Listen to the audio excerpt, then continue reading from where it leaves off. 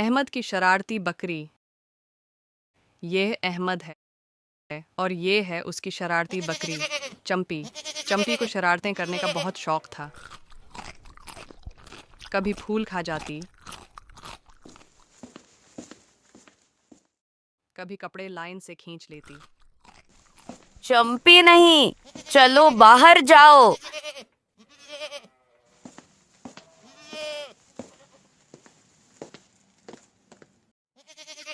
احمد بیٹا، اپنی بکری کو قابو میں رکھو، یہ تو ہر وقت شرارتیں کرتی رہتی ہے۔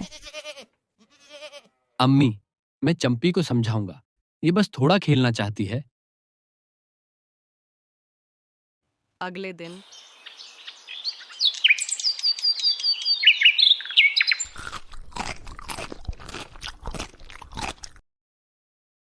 چمپی موقع دیکھ کر باغ میں گھس گئی۔ چمپی کو دیکھتا ہوں، وہ کیا کر رہی ہے؟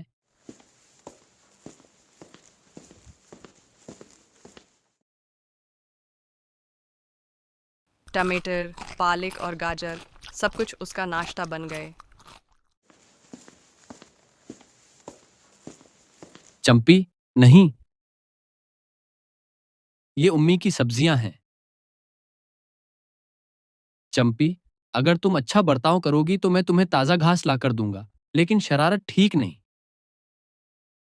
احمد کو یاد تھا کہ پیار اور نرمی سے ہی جانور بھی بات سمجھتے ہیں، جیسا کہ ہمارے نبی صلی اللہ علیہ وسلم ہمیں سکھاتے تھے۔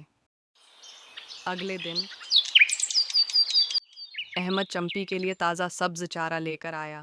اب چمپی کو شرارت کرنے کی ضرورت نہیں رہی تھی۔ دیکھو چمپی، اب تمہارا خاص کھانا ہے، لیکن وعدہ کرو دوبارہ باغ میں نہیں جاؤ گی۔